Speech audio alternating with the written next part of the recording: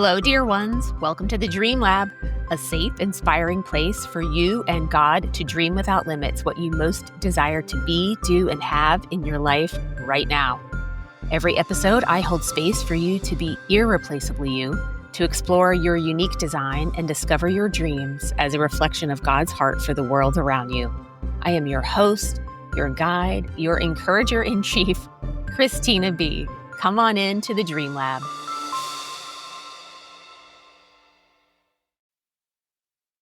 Hello, my lovelies. Welcome back to another episode of the Dream Lab podcast. In last week's episode, I walked you through the very first journaling homework assignment in the Dream Lab workshop, which was all about looking back over your life to see how far you've come. In that episode, I didn't mention it probably would be really cool if you just grabbed a friend or a family member that you're really close with to do this exercise together. Because when I did this with friends, when I would go through each and every question with them, and I would ask for more detail, and I would ask probing questions to mine their story for the gold inside of it. I would just wanted to know the backstory. And this process was so precious each and every time. Like, I'm a genuinely curious person anyway, but to have dear friends trust me with the vulnerable details of their heart and life stories was so humbling. So anyway, all that to say, if you journal the answers to these questions, please go back and ask a friend to do it with you, because the question and answer exchange after is super helpful to have someone with you. So in the questioning, when I would go through this with friends, they would inevitably come to a deeper revelation of their own heart and of God's love for them. And oftentimes I would see patterns that they couldn't, which was super revelatory for them as well, because they would say, "Oh, I didn't see that pattern in my answers." If you did the journaling episode with a friend, if you thought of that without me saying it in the last episode, then here's your chance to go back and ask your friend some probing questions, just like I did with each and every Dream Lab workshop participant. So when you are going through these answers with your buddy, it is a really good opportunity for each of you to practice being fully in the present moment and grounded in your body. Like you're not anywhere else. You are right there with your friend, fully in the present moment. You're not in your mind thinking about your to-do list for tomorrow. You're not thinking about how hungry you are or how tired you are. You are right there with them as they're sharing the answers to their questions. This is also a really good opportunity for each of you to practice listening without speaking and without judgment. Because when you are listening, you're not speaking. And when you are listening, you are not inside your head trying to formulate a really cool response or a cool story from your own life about something that they just said. When you go through this process with a friend, it's also a good opportunity for each of you to ask brief, clarifying questions to get to know your friend's heart more fully. And it's a good opportunity for you to learn how to reflect back what you hear without giving advice. Something like, if they give you an answer, "This is what I heard. Is that correct?" And it's just a way to confirm that you were listening and that you heard what they were saying. And this is also a really good opportunity for each of you to practice being vulnerable. It's hard to be vulnerable sometimes, but when someone is fully present with you in the moment and they can confirm that you are being heard and you are being seen, then it's easier. It's a lot easier to be vulnerable when you know the person loves you and you are seen and heard, and your feelings and all of the information that you're sharing is being valued and validated. So as you go back and review the answers to these questions with your friend, the things that you were to journal and ask yourself were, what stands out to you? Did any answers surprise you? Did you experience any emotions as you wrote? And what were the recurring themes or patterns, if you saw any? And what might those patterns and themes reveal to you about God and who God made you to be in your life right now? We are now going to transition to the second homework assignment for you to journal, and there will be a list of questions, and those are all designed for you to look at the here and now. So we've looked back at your life as a child and adolescent, and now we're going to look at the here and now because, after all, you're not the same person that you were when you were growing up. You've grown, you've matured, your personality and your faith have probably evolved, you've been shaped by life experiences. All of these questions, think of these as right now, today, whatever your answer would be. As we did in the last journaling exercise, I am recommending that you journal with your hand. Like, get a notebook, just get a dedicated notebook and some pens and maybe some colored markers or whatever. I'll refresh the reasons for you here, but journaling with your hand has a calming effect. It uses more of your brain.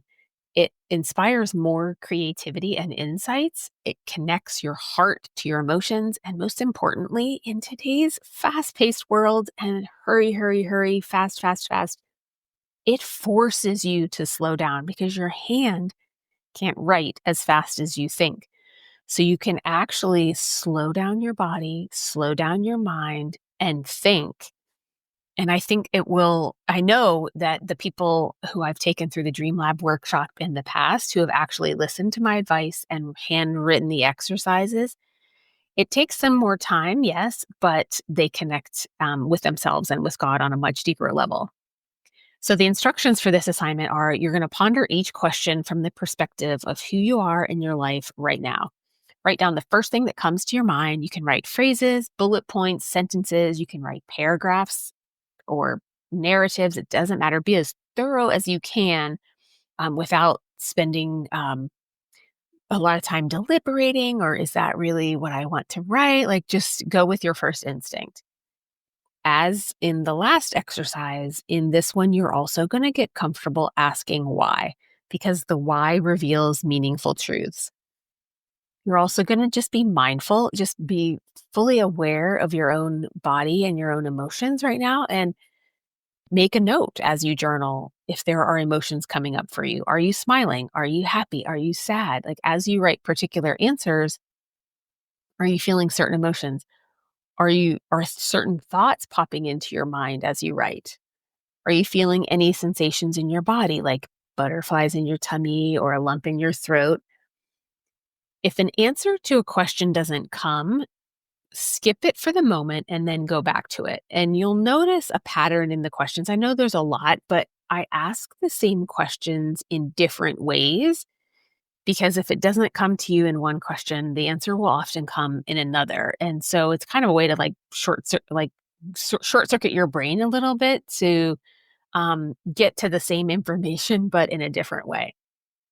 And like the last journaling exercise, we are going to start by taking a few deep breaths and just getting calm and allowing our body to relax. So if you're driving, please hit the pause button and then come back to this part of the podcast at a later time. So close your eyes right now and get into a comfortable seated position and just take a few deep and relaxed breaths in, and I'll count for you. And as you breathe in, I want you to invite God into this process with you. Breathe in for 4, hold for 4, 3, 2, 1. Breathe out for 4, 3, 2, 1. Hold for 4, 3, 2, 1. Let's do that one more time. Breathe in for 4, 3, 2, 1. Hold for 4, 3, 2, 1. Exhale for 4, 3, 2, 1.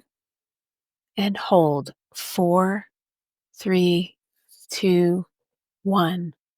Now just breathe normally, but be very intentional to try to fill up each part of your lungs. Visualize each part of your lungs expanding completely.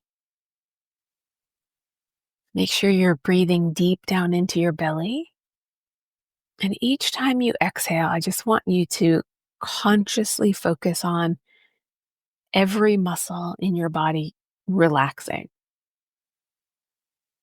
Feel the muscles in your neck relax. Feel the muscles in your jaw relax. I want you to focus your attention right now on the chair underneath you and the floor underneath your feet. And just keep breathing normally. Get super relaxed and peaceful. Be fully in this present moment and just feel the tension leave your body. And then God said, "Let us make mankind in our image, in our likeness, so that they may rule over the fish in the sea and the birds in the sky, over the livestock and all the wild animals, and over all the creatures that move along the ground." So God created mankind in his own image. In the image of God, he created them. Male and female, he created them. God saw all that he had made, and it was very good. And there was evening and there was morning, the sixth day. In the beginning, God created. In the beginning, God created you. Woven into the fabric of your being is the very DNA of the true and living uncreated Creator who made all things. Before the foundations of the earth were laid, you existed in perfect love. And you bore the image of your Maker to love and to be loved. Before God formed you and wove you together in your mother's womb, before a single hair on your head grew, God knew you.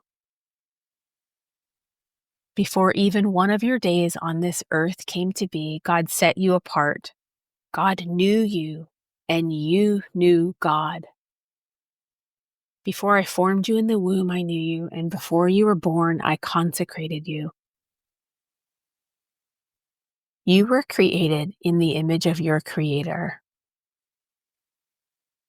Create in that passage means to create, shape, form, fashion, to create new conditions and circumstances, to create transformations, to create something new. Take another deep breath in and exhale slowly. Then the Lord God formed man of the dust from the ground and breathed into his nostrils the breath of life, and man became a living being. You are not the same person right now that you were in the past. You've grown, you've matured, and your personality and faith have been shaped by your life's experiences. As you ponder each question, think about the here and now, who you are right now today. What 3 things do you love about yourself and why? Look into the mirror and say them to yourself. What subjects or issues in life captivate you the most right now and why? List 3 skills or abilities that come easily to you. Why do you think they come easily to you? What unique skills or abilities or qualities do others affirm in you? Ask 3 of your friends and write down what they say, and be sure to ask them why. What do your closest, most trusted friends or family members think that you should be doing right now? Ask 3 people and write down what they say, and be sure to ask them why. I know you're probably going to get sick of me saying the question why. What do you think you should be doing? Do your answers match what others have said? Why or why not? What do you seem to have a limitless capacity to do? What can you accomplish effortlessly and why? This is like recognizing our own genius, because sometimes things that come so easy to us, we think it comes easy to everybody and it really doesn't. So this is where it might be helpful to have a friend doing the questions with you. What are your favorite books, movies, and TV shows right now and why? What are the themes among those? Who do you admire in the world and why? Who in the Bible do you relate most to and why? What do you do for a living right now and why? Why did you choose it? Does your job or career meet your financial needs? Does it allow you to achieve your financial goals? Does your job or career give you energy or does it deplete you of energy? Does it expand you and challenge you to grow? Does it use your gifts and talents? Are you fulfilled and satisfied in other areas of your life right now, like relationships, health, wellness, fun, adventure, finances, living your purpose, etc.? Why or why not? At this moment in your life, what is your outlook for your future? What issues or people groups trigger your compassion and why? For example, orphans, elderly, poverty, sickness and disease, human trafficking, things like that. How do you spend your spare time? Who or what are you doing it for and why? What do you love doing in your spare time for fun? Do you have any hobbies? How much time have you spent in the past week or month doing those fun things? Close your eyes and take a deep breath and answer this question. Who am I? Look at your internet bookmarks, Instagram, X feeds, blogs, Pinterest boards, things like that, and list the kinds of accounts that you follow and why. Is there a pattern in the profiles you follow on social media? What do you long for most in your life right now and why? Where and when do you feel most alive and why? And with whom are you spending time when you feel most alive? In what areas of your life are you organized and on top of your game and why? In what areas are you most disorganized and why? What do you have a burning desire to do or to be and why? What kind of environment do you love to be in and why? What kind of people do you love to be around and why? What ideas occupy your mind and why? Do you think of starting a business or running for a local office? Do you dream of becoming a parent or learning a new language? Do you daydream of traveling to a foreign country for a vacation and making an adventure? If you were to write the screenplay of your life to be made into a movie, what story would you tell about your life from this day forward? How would you want your life to unfold? How would you want your story to end and why? Who is important to you and why? What burdens you? What issues in your own life or in the world can you not bear any longer and why? Who is your role model and why? What is critical to your happiness and well being and why? What frustrates you and why? What makes you angry and why? In your immediate community and in the world?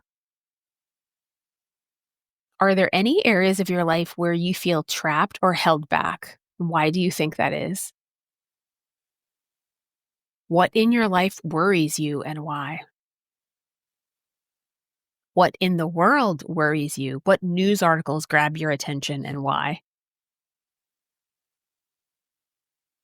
What is your area of greatest discontent right now and why? What is your area of greatest content right now and why? What is God revealing to you about Himself right now and why might that be? If this was the last year of your life, how would you spend your time and why? How do you define success and why? Does society's definition or formula for success match yours? Why or why not? How do you self sabotage and why? If someone spent the day with you, how would he or she be changed? What would they take away? What do you feel you were born to tell or show the world, and why? Describe a childhood pursuit that is still with you today. Why do you still love it? Are you happy with what you're doing for a living right now? Rate on a scale of 1 to 10, and you can't use 5 or 7. Why did you score it the way you did? If you could do anything and know that you would not fail, what would you do and why? What activities are you doing in your life right now because you think you should, things other people might expect of you, and why? Look at your personal space at home and at your office at work. What items fill these spaces that may reflect what is important to you and why? And I'll give you an example of that from my own life. I hold on to sentimental things. I have my baby doll cradle from when I was a little girl. I have a couple of outfits of mine from when I was a baby. I have cards that my mom wrote me. I hang on to the sentimental things, and those kinds of things fill my space. How do you spend your energy and why? Does this reflect what is most important to you? What are the top 3 things that you spend your money on and why? Does this reflect what is most important to you? If your life were complete, not lacking anything, what would it look like? Write several bullet points or sentences to describe your ideal, not lacking anything life in the areas of vocation, finances, relationships, health, fun, and legacy. Looking back over your answers to these questions, what do you love about your life right now and why? What might you need to let go of right now to make room for pursuing new things?